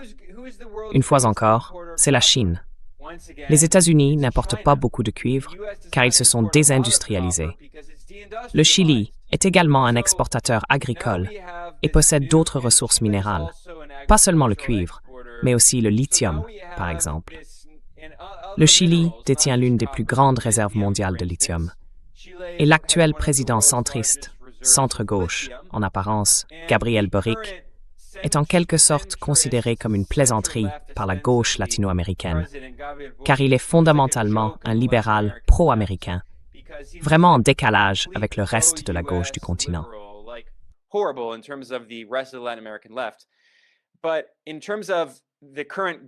Mais en ce qui concerne le gouvernement actuel, ils ont brièvement évoqué la création d'une entreprise publique de lithium, mais ils ne l'ont pas fait. Et ironiquement, ce partisan d'extrême droite de Pinochet, José Antonio Cast, le président élu qui va bientôt entrer en fonction, a en réalité félicité le président prétendument centre-gauche, Boric. Il l'a félicité de ne pas avoir créé d'entreprise publique de lithium, en disant que ce serait du communisme maléfique. Ce partisan d'extrême droite de Pinochet, désormais président entrant, Cast, a déclaré ouvertement qu'il voulait vendre le lithium du Chili à des entreprises américaines. Et ironiquement, je suis sûr que des entreprises américaines comme Tesla en obtiendront une partie. I'm sure US companies like Tesla will get some of it, but ironically, probably Chinese state-owned enterprises. Mais ironiquement, les entreprises publiques chinoises en obtiendront probablement aussi une partie, car la Chine a un système socialiste en interne, mais fonctionne à l'international dans le cadre du système capitaliste mondial. Et vous savez, si le Chili organise des appels d'offres ouverts, s'il offre des opportunités d'investissement étrangers dans le secteur du lithium chilien, on peut parier que certaines entreprises chinoises feront également des propositions pour ces enchères. Je ne serais donc pas surpris de voir que, sous ce gouvernement d'extrême droite au Chili, il y aura à la fois des entreprises américaines et chinoises qui investiront. De plus, le Chili va exporter la majeure partie de cette production vers la Chine, car les États-Unis sont un concurrent. Les États-Unis ne vont pas importer tout cela du Chili.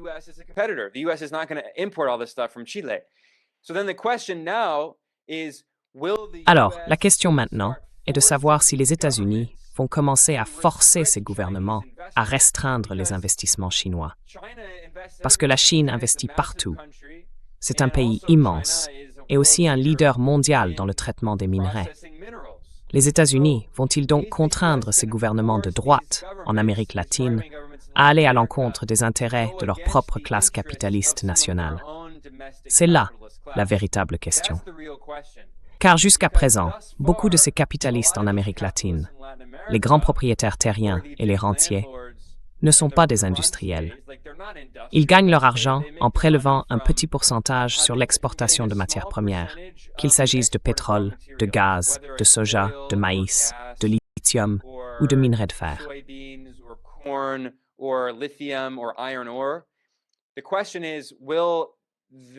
La question est de savoir si leur propre force politique, les gouvernements du type Bolsonaro, enfin ce ne sera pas Bolsonaro, mais vous voyez ce genre de figure au Chili, accepteront d'aller dans ce sens. Et puis il y a un autre élément rapide ici. J'ai mentionné que si l'on regarde la gauche latino-américaine, ce qui est logique, la gauche latino-américaine est politiquement très pro-chinoise, mais économiquement plus protectionniste. Car elle comprend qu'il est très difficile de rivaliser avec les entreprises chinoises. Et c'est parfaitement logique. Et je défends complètement leur droit de protéger leurs propres industries. Et certains d'entre eux accueillent favorablement.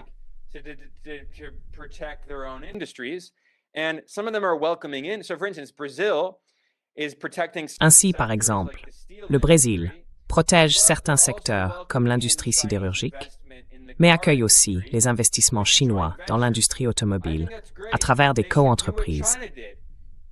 Je trouve cela très bien. Il devrait faire comme la Chine. La Chine a protégé son industrie locale et a créé des co-entreprises avec des investisseurs étrangers. C'est une bonne chose. Mais politiquement, ils sont très pro-chinois, tandis que les forces de droite en Amérique latine sont extrêmement anti-chinoises. Bolsonaro était très anti-chinois. Il a attribué la pandémie à la Chine, l'a qualifiée de virus chinois et a déclaré qu'il allait rompre les relations avec elle. C'est la même chose avec Milei. Milei est extrêmement anti-chinois. Il s'est retiré des BRICS et tout cela. Mais sur le plan économique, ils ont approfondi le commerce avec la Chine, car c'est la classe capitaliste qui les soutient. The capitalist class who backs them wants to continue to export. So, Souhaite continuer à exporter. it's a very complicated scenario. Alors, comment cela va-t-il se passer? C'est un scénario très complexe, je ne sais pas. Et pour ajouter à la question que vous avez soulevée sur la capacité des États-Unis à forcer l'État à agir contre les intérêts de l'élite dirigeante, compte tenu de leur lien avec le commerce chinois, j'ajouterais aussi que ce n'est pas, excusez-moi, c'est pas seulement une question d'intérêt de la classe des affaires, mais aussi des intérêts de l'État. Même pour l'Argentine, la Chine a accordé une ligne de swap de 5 milliards de dollars à un moment où l'Argentine traversait des crises financières répétées, dont une grande partie était due à ses obligations de dette en dollars qu'elle devait rembourser. Il y a aussi les recettes fiscales issues de ce commerce, qui apportent principalement de la stabilité à ces États. Ce n'est donc pas seulement la classe des affaires, c'est fait, mais l'élite dirigeante dans son ensemble, y compris la classe politique. Ma dernière question, Ben, et vous pouvez être bref, puis-je ajouter une petite réflexion à ce sujet? Bien sûr. Final question, Ben, and you can be brief. Yes. Can I add a quick thought there? Of course. I know I have a tendency to bloviate and have these long answers, but Je sais que j'ai tendance à m'étendre et à donner de longues réponses, mais je vais essayer de faire court. Juste une petite réflexion en réponse à ce que tu as dit. C'est amusant, car la politique étrangère de la Chine est évidemment très non-interventionniste. Ils ont une politique tout à fait compréhensible, et dans la plupart des cas, c'est une bonne chose. Mais parfois, cela peut être négatif. Non? Comme dans le cas de la Palestine. Mais la politique étrangère de la Chine reste non-interventionniste. Ils sont prêts à travailler avec pratiquement n'importe quel pays, tant que ce pays reconnaît le principe d'une seule Chine et respecte les affaires souveraines internes de la Chine. country respects China's internal sovereign affairs. And according to international law, Taiwan is part of China. Et selon le droit international, Taïwan fait partie de la Chine, donc ils considèrent cela comme une affaire relevant de leur souveraineté. Si les autres pays ne se mêlent pas des affaires de la Chine, celle-ci ne s'en soucie pas. Elle collaborera avec n'importe qui, y compris avec ce régime horrible en Argentine sous Milei. Et ce qui est amusant, c'est que Javier Milei, comme je l'ai mentionné, politiquement, tous ces dirigeants de droite en Amérique latine affirment que leurs plus grands partenaires sont les États-Unis et Israël. Ils disent tout cela, surtout Milei, n'est-ce pas? Et ils détestent tous la Chine sur le plan politique, parce que vous savez, c'est un système socialiste dirigé en interne par un parti communiste. Bien que, comme je l'ai mentionné, sur le plan international, la Chine reste profondément intégrée dans le système capitaliste mondial.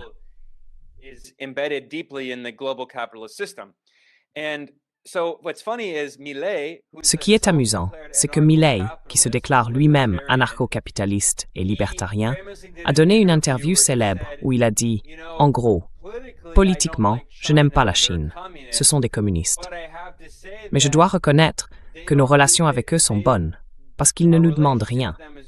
Ils disent simplement « commerçons ». Et Milei aime ça, parce qu'il est redevable à ces grands propriétaires terriens argentins et à ces grands capitalistes. Les appeler capitalistes n'est d'ailleurs pas toujours tout à fait juste. Ce sont simplement des propriétaires fonciers.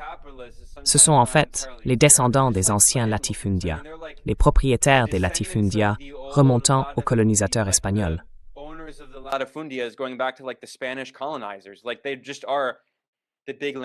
En gros, ils représentent la grande classe des propriétaires fonciers, ou la bourgeoisie de compadres, non? Donc en ce qui concerne la capacité de l'administration Trump à les forcer à aller contre leurs propres intérêts, cela va être difficile. Je pense que oui, en fin de compte, les États-Unis le peuvent, parce qu'ils peuvent menacer militairement bon nombre de ces pays. Ainsi, je pense qu'au final, les États-Unis pousseront certains de ces capitalistes d'Amérique latine à aller contre leurs propres intérêts et à réduire même leurs échanges avec la Chine, dans la mesure du possible. Ce ne sera pas comme couper le commerce avec la Chine du jour au lendemain. Cela fera partie de cette idée de découplage stratégique progressif. Mais il y aura quelques points d'étranglement à surveiller cette année et dans les années à venir.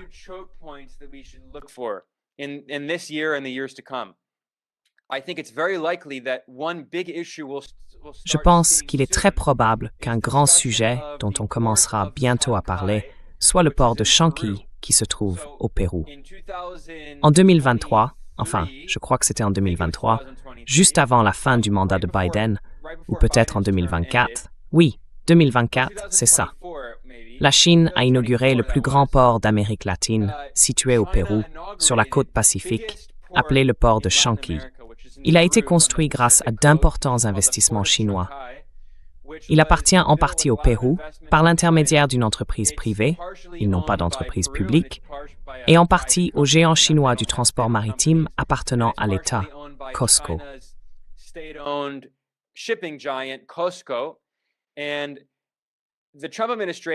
Et l'administration Trump a déjà donné quelques signes, quelques petits indices laissant entendre qu'elle allait commencer à menacer sur ce point. Nous avons déjà vu que l'administration Trump avait menacé le Panama à propos du canal de Panama en affirmant à tort que la Chine en avait le contrôle. Ce n'est pas vrai. Il s'agissait d'une entreprise privée de Hong Kong qui n'était ni une entreprise publique chinoise ni issue du continent. Bien sûr, Hong Kong fait partie de la Chine, mais c'était une société privée de Hong Kong qui exploitait 2 ports situés de part et d'autre du canal de Panama, et elle cherchait à vendre ces ports à BlackRock.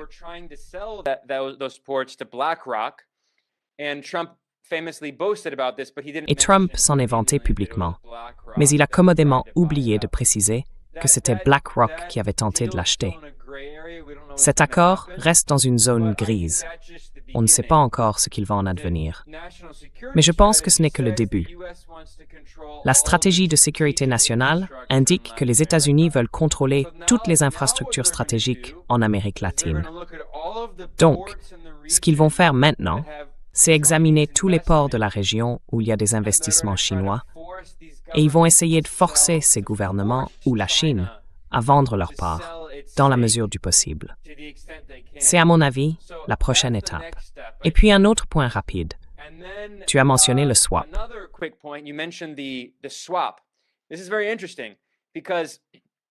C'est très intéressant car au sommet de la Belt and Road, donc l'initiative La ceinture et la route, remonte techniquement à 2013. Elle ne portait pas encore ce nom. On l'appelait à l'origine la Nouvelle route de la soie. Puis elle s'est étendue et a évolué de manière assez organique pour devenir l'initiative La ceinture et la route en 2015. Le pic des prêts liés à la BRI s'est situé entre 2016 et 2018. C'était le point culminant. Depuis, bien sûr, les prêts de la BRI se sont poursuivis, mais ils ont diminué. Il y a également eu un déplacement des banques de politique publique chinoises vers les banques commerciales chinoises. Et aujourd'hui, une partie des plus importants prêts passe en réalité par des lignes de swap qui fournissent des liquidités en yuan de la Banque populaire de Chine à d'autres banques centrales.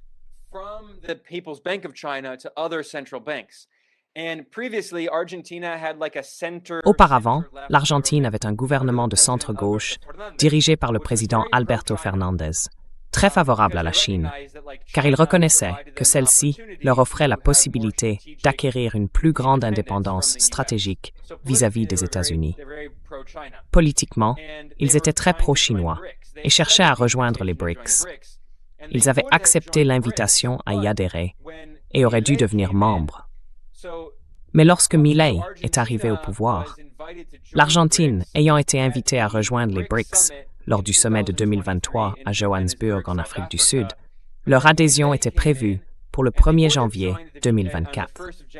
Cependant, Milei est arrivé et a retiré l'Argentine des BRICS avant qu'elle ne devienne officiellement membre à part entière.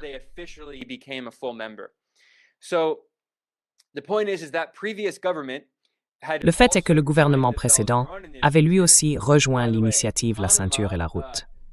D'ailleurs, le Panama, Marco Rubio, lors de son premier voyage à l'étranger en tant que secrétaire d'État, s'est rendu au Panama et les a forcés à se retirer de l'ICR. Ce sera donc une autre étape importante. Les États-Unis vont pousser tous ces pays à se retirer de l'ICR. Le Honduras est le prochain. Le Honduras ne va pas seulement se retirer de l'ICR.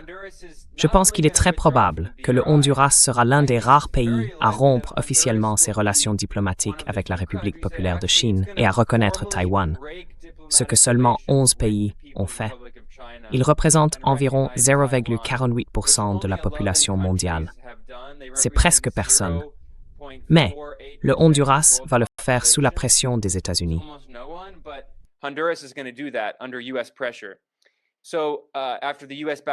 Donc, après que les États-Unis ont soutenu un coup d'État électoral au Honduras, dans le cas de l'Argentine, vous avez mentionné la ligne de swap. Cela est devenu un autre type de question politiquement controversée. Selon Scott Bessent, il y a eu des déclarations publiques contradictoires parce que, vous savez, l'administration Trump disait une chose puis se contredisait.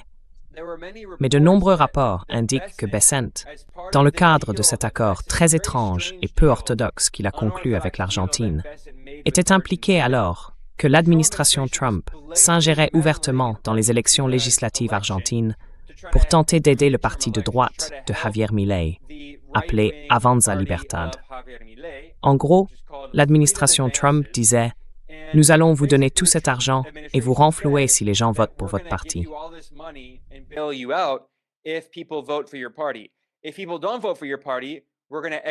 Si les gens ne votent pas pour votre parti, nous allons vous étouffer économiquement. Donc évidemment, vous savez, c'est ce que les États-Unis appellent une élection libre et équitable. Menacer de détruire l'économie d'un pays s'il ne vote pas pour votre candidat marionnette. Et le parti de Milei s'en est plutôt bien sorti. Certaines personnes ont exagéré ces résultats. Ils n'ont pas obtenu la majorité, mais ils ont fait bien mieux que ce que la plupart pensaient. L'ingérence américaine a donc réussi, et les États-Unis ont proposé cette ligne de crédit de 20 milliards de dollars. Mais ce qui est intéressant, c'est que le financement ne venait en réalité pas de la Fed, mais du Trésor, ce qui est très étrange. Et il y a eu des rapports selon lesquels, parmi les exigences de l'administration Trump, l'Argentine devait couper la ligne de swap qu'elle avait avec la Chine.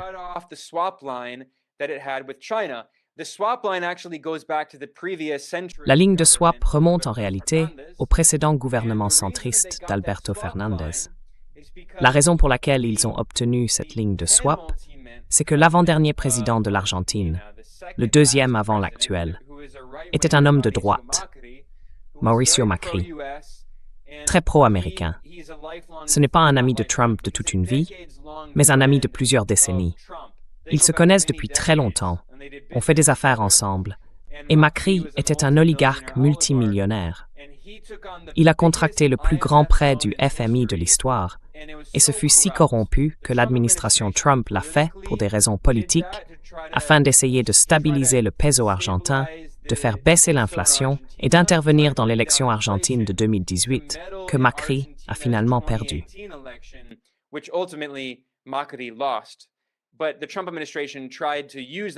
Mais l'administration Trump a essayé d'utiliser ce prêt du FMI pour stabiliser le peso et aussi pour financer la fuite des capitaux. C'était une violation flagrante de la charte du FMI, qui stipule qu'il ne doit pas accorder de prêts destinés à la fuite des capitaux, ce qu'il a pourtant fait. Tellement corrompu. Ensuite, le gouvernement de centre-gauche d'Alberto Fernández est arrivé et a déclaré que ce prêt était illégitime. Au début, l'aile gauche du gouvernement, parce qu'ils avaient formé une coalition entre les péronistes centristes et les péronistes de gauche, a soutenu qu'ils ne devaient pas rembourser la dette envers le FMI. La faction représentée par Cristina Fernández de Kirchner a déclaré « Nous ne devrions pas payer la dette envers le FMI. Elle est illégitime. Nous ne la paierons pas. »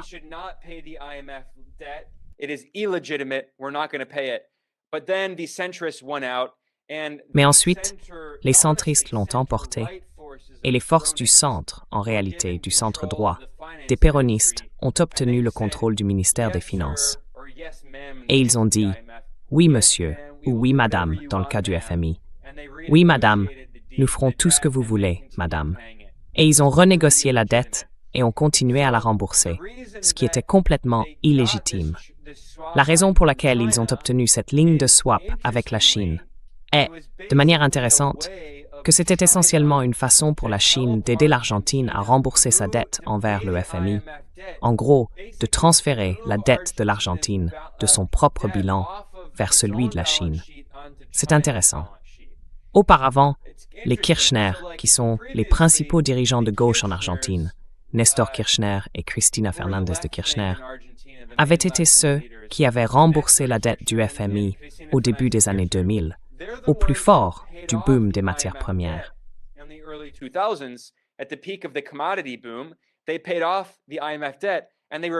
Ils ont remboursé la dette envers le FMI et ont refusé d'emprunter à nouveau de l'argent auprès de cette institution.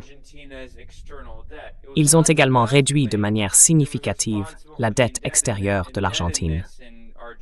Ce n'est pas la gauche qui était responsable de l'endettement de l'Argentine, mais la droite, ce qui est à l'opposé de la propagande que nous entendons dans les médias d'entreprise, selon laquelle tous les péronistes de gauche auraient creusé d'horribles déficits. Oui, ils avaient des déficits intérieurs en pesos, mais ils ne contractaient pas de dette en devises étrangères, ce que font tous les gens de droite, les néolibéraux. Ils avaient des déficits budgétaires. D'ailleurs, les États-Unis ont des déficits budgétaires équivalents à 6% du PIB, mais ce sont des déficits en dollars. Ils ne contractent pas de dette en devises étrangères.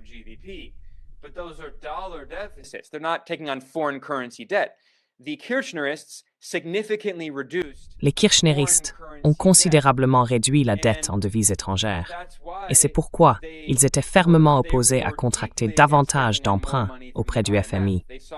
Ils les ont piégés dans une dette qu'ils ne pouvaient pas rembourser en imprimant de la monnaie. Les forces de droite ont contracté une dette massive et impayable, une dette en dollars qu'elles ne peuvent pas rembourser. L'Argentine est désormais de loin le pays le plus endetté envers le FMI. À elle seule, l'Argentine représente près d'un tiers de toute la dette due au FMI. La dette de l'Argentine envers le FMI dépasse 1000% de son quota. C'est tout simplement corrompu. Cela montre que le FMI est un instrument de la politique étrangère des États-Unis. Bref, je sais que c'est une longue réponse, et j'avais promis d'être bref. Mais, encore une fois, je me suis un peu emporté.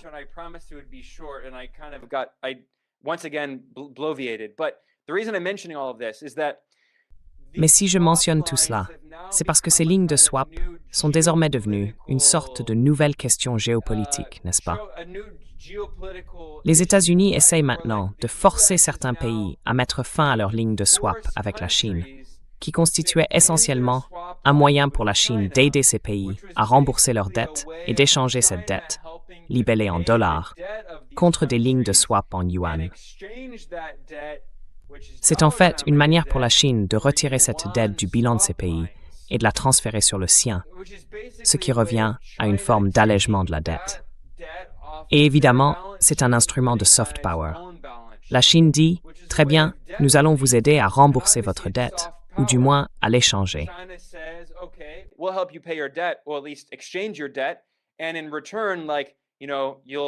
Et en retour, vous savez, vous apporterez un soutien politique, vous nous soutiendrez à l'ONU, vous rejoindrez l'initiative La Ceinture et la Route, vous appuierez nos projets de gouvernance mondiale, tout cela. C'est une manière pour la Chine de gagner davantage d'alliés politiques et de renforcer son influence douce. Alors maintenant, l'administration Trump politise cette question. Je veux dire, ils sont politiques, nous le savons tous, mais à présent, ils politisent explicitement ces lignes de swap. Il y a plus de 30 pays du Sud global qui ont des lignes de swap avec la Chine. Donc je pense que cela va devenir un autre sujet majeur. Ils exercent déjà des pressions sur l'Argentine pour qu'elle mette fin à sa ligne de swap avec la Chine. Et je pense qu'ils vont s'en prendre à beaucoup d'autres pays également.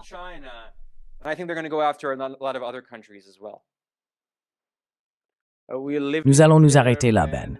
C'était une conversation fascinante, comme toujours. Merci beaucoup pour votre temps. Oui, merci de m'avoir invité. Et encore une fois, je sais que vous aviez d'autres questions, mais désolé. J'ai malheureusement tendance à trop parler. J'espère toutefois qu'avec toutes ces informations et ces détails, les gens en tireront au moins quelque chose d'utile. Merci de m'avoir reçu. C'est toujours un plaisir. Thanks for having me. It's always a pleasure. Absolutely. I remember. Absolument.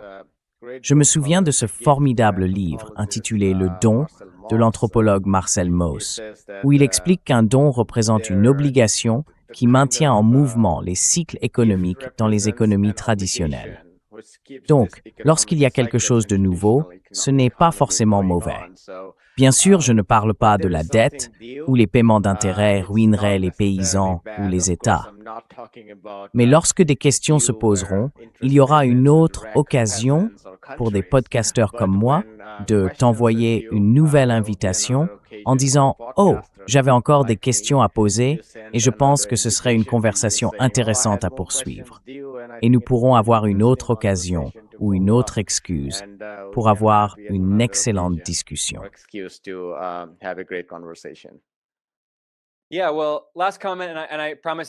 Oui, bon, dernier commentaire, et je promets que ce sera vraiment court. Malheureusement, il y a beaucoup à dire, surtout pour l'Amérique latine. Car si les auditeurs d'aujourd'hui doivent retenir une seule leçon essentielle, c'est que, à court et moyen terme, et même à moyen et long terme, la Chine reste la principale cible de l'Empire américain. Mais à court et moyen terme, sous cette administration Trump, et probablement les suivantes, l'Amérique latine va devenir une cible majeure de l'impérialisme américain. C'est pour cela qu'ils remettent en avant l'ancienne doctrine coloniale de Monroe. La stratégie de sécurité nationale indique qu'ils veulent contrôler tous les points d'étranglement stratégiques, les infrastructures et les ressources naturelles de la région, et couper les liens de celles-ci avec la Chine et d'autres puissances étrangères. Donc malheureusement, je pense que nous allons assister à beaucoup d'ingérences américaines très agressives dans cette région. C'est pourquoi je suis heureux que nous ayons pu en parler aujourd'hui, car on n'en parle pas assez. Merci encore. Nous allons en rester là.